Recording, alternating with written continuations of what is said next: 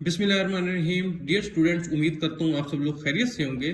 Students, आज की इस वीडियो में हम क्लास 12 मैथ्स यूनिट नंबर 11 की एक्सरसाइज नंबर 11.1 का क्वेश्चन नंबर 2 सोल्व करने जा रहे हैं। क्वेश्चन नंबर 2 में वो कह रहा है the function is F of X Y Z equal to X square Y E power 2x plus Y minus Z का whole square. Find the function value at the following points. एक function है हमारे पास function f जो कि x Y जी variable के ऊपर based कर रहा है और ये फंक्शंस भी एक्स वाई जी कोऑर्डिनेट्स की टर्म में हमें गिवन है। तो हमने करना क्या है, हमने इस फंक्शन की वैल्यू जो है डिफरेंट पॉइंट्स के ऊपर जो है वो फाइंड करनी है।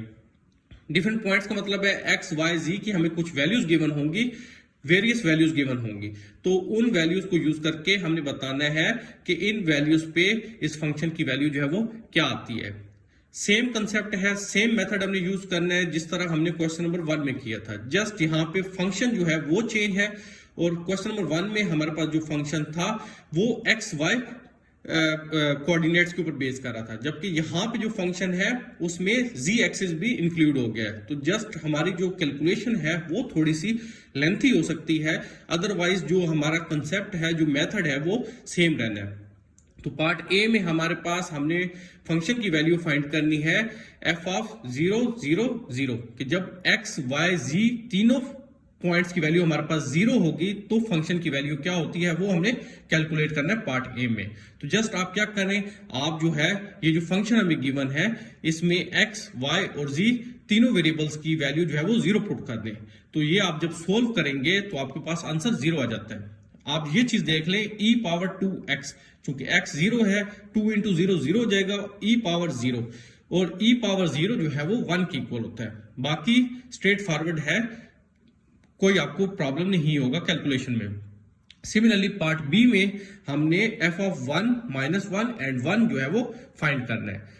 इसका मतलब है x की वैल्यू आपने 1 पुट करनी है, y की वैल्यू आपने -1 पुट करनी है और z की वैल्यू भी आपने 1 पुट करनी है। तो बस आप ये x y z की वैल्यू जो है वो यहां इस फंक्शन में पुट कर दें।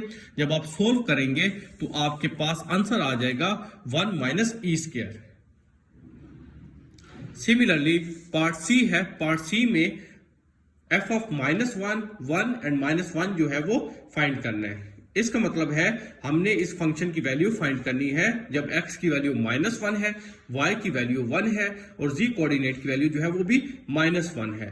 तो आप क्या करेंगे, जस्ट जो फंक्शन गिवन है उसमें x की वैल्यू -1 पुट कर लें, y की वैल्यू 1 पुट कर लें, इसी तरह z वेरिएबल की वैल्यू भी -1 पुट कर लें। तो जब वैल्यूज पुट करते हैं, चूंकि फंक्शन हमारे पास है एक्स स्क्वायर, सो x -1 है, -1 का होल स्क्वायर इंटू y चूंकि 1 है, into e power 2x, e power 2x चूंकि -1 है, plus x plus Y minus Z, x -1 आ गया, प्लस y चूंकि +1 है, माइनस जी चूंकि ऑलरेडी -1 है, माइनस माइनस +1 हो जाएगा और इस सारे का होल स्क्वायर।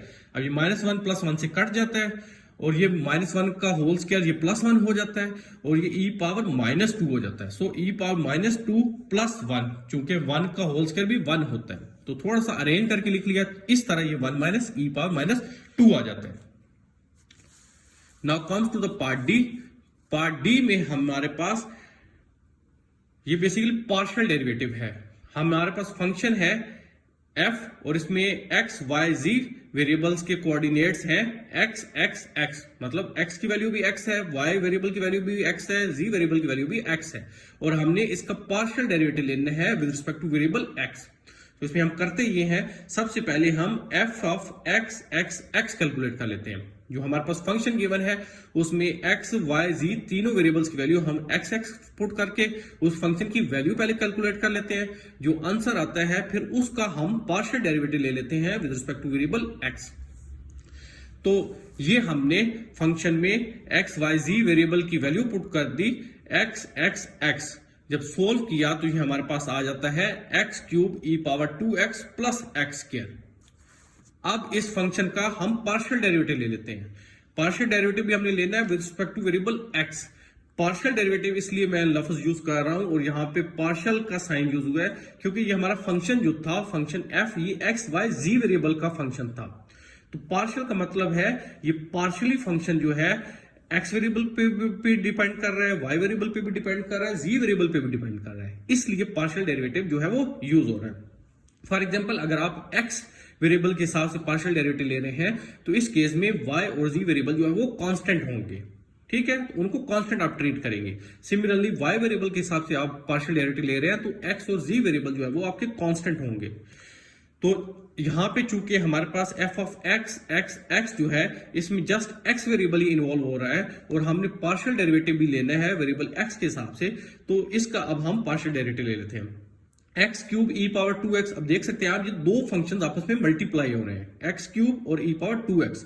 तो यहां पे हम प्रोडक्ट रूल यूज कर लेते हैं। प्रोडक्ट रूल क्या होगा, for example E power 2x को आप फर्स्ट फंक्शन कंसीडर कर लेते हैं, first function as it is आ गया, सेकंड फंक्शन का डेरिवेटिव एक्स क्यूब का डेरिवेटिव पावर रूल यूज करके 3x स्क्वायर आ जाता है, प्लस अब फर्स्ट फंक्शन जो है वो आपका एक्स क्यूब है, अब एक्स क्यूब को आप कांस्टेंट डील कर लें और ई पावर 2x का आप डेरिवेटिव ले लें। ई पावर 2x का डेरिवेटिव ई पावर 2x आता है और फिर पावर का डेरिवेटिव होता है, पावर 2x है तो 2x का derivative with respect two variable x 2 आ जाता है, प्लस एक्स स्क्वायर का डेरिवेटिव पावर रूल यूज करके 2x आ जाएगा। पावर रूल तो आपको पता है ना, पावर शुरू में आ जाती है, फिर पावर में से 1 सब्ट्रैक्ट होता है, फिर विदाउट पावर डेरिवेटिव होता है। सो ये हमारे पास आ जाता है 3x square E power 2x plus 2x cube E power 2x plus 2x। ये हमारा फाइनल रिक्वायर्ड आंसर है पार्ट डी का। इसी तरह हमारे पास पार्ट ई है और ये जो है ये भी सेम पार्ट डी की तरह ही क्वेश्चन है। इसमें हमने फंक्शन की वैल्यू फाइंड करनी है जब x, y और z कोऑर्डिनेट्स हैं 1, y एंड 1। सबसे पहले हम इन वैल्यूज के ऊपर, इन पॉइंट्स के ऊपर फंक्शन की वैल्यू फाइंड कर लेंगे, फिर उसका पार्शियल डेरिवेटिव ले लेंगे with respect two variable y। So F of 1 y 1 आ जाता है, इसमें आप x की वैल्यू 1 पुट करेंगे फंक्शन में, y की वैल्यू y पुट करेंगे और z की वैल्यू 1 पुट करेंगे। जब सोल्व करेंगे तो आपके पास आ जाएगा e square y plus y square. ये हमारे पास एफ ऑफ 1 y एंड 1 आ गया। अब हम इस फंक्शन का पार्शियल डेरिवेटिव लेंगे with respect two variable y। तो स्टूडेंट्स जब पार्शियल डेरिवेटिव लिया with respect two variable y तो ये हमारे पास आ जाता है e स्क्वायर प्लस 2y, क्योंकि e स्क्वायर y था ना तो y का y के हिसाब से डेरिवेटिव 1 आ गया। सो e square plus y square का जब लिया तो पावर रूल यूज कर लिया तो 2y आ गया। Now comes to the part f और ये हमारे पास लास्ट पार्ट है क्वेश्चन नंबर 2 का। स्टूडेंट्स पार्ट डी, ई और एफ जो है वो सेम पैटर्न पर है, सेम कंसेप्ट है, जस्ट फर्क ये है कि हमारे पास एक्स वाई जी कोऑर्डिनेट्स जो हैं उनकी वैल्यू डिफरेंट गिवन है और फिर हमने एक में उस फंक्शन का डेरिवेटिव ले लिया with respect two variable x, दूसरे में with respect two variable y partial derivative ले लिया और अब इस पार्ट f में हम पार्शियल डेरिवेटिव ले लेंगे with respect to z variable. लेकिन सबसे पहले सेम प्रोसीजर फॉलो करते हुए सबसे पहले f of 1 z square calculate कर लेते हैं। x की वैल्यू 1 पुट करें फंक्शन में, y की वैल्यू भी 1 पुट करें और z की वैल्यू z स्क्वायर पुट करें, तो ये आ जाएगा e square plus 2 minus Z square का होल स्क्वायर।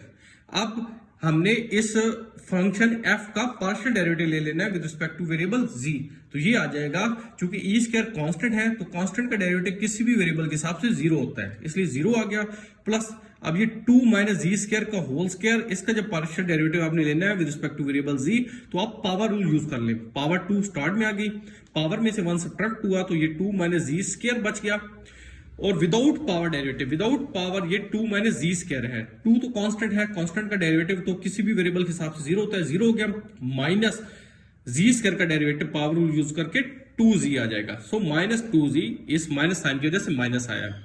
अब ये minus sine 2 into 2 4z into 2 minus Z square, so हमारे पास delta F by delta Z आ जाता है 4z। अब ये माइनस साइन जो है मैंने ब्रैकेट्स के अंदर जो है वो मल्टीप्लाई कर दिया, तो पॉजिटिव टर्म नेगेटिव हो गई और नेगेटिव टर्म पॉजिटिव हो गई, ये बन गया जी स्क्वायर माइनस 2। तो स्टूडेंट्स यहाँ पे हमारा क्वेश्चन नंबर 2 जो है वो कंप्लीट हो जाता है। अगर आपको कहीं पे कोई एम्बिग्यूटी हो, कोई क्वेश्चन हो तो कमेंट सेक्शन में जरूर बताएं। वीडियो पसंद आए तो वीडियो को लाइक शेयर कर दीजिएगा, हमारे चैनल पे नए हैं तो चैनल को सब्सक्राइब कर दें। अपने बहुत ख्याल रखिएगा, मिलते हैं नेक्स्ट वीडियो में, तब तक के लिए अल्लाह हाफिज।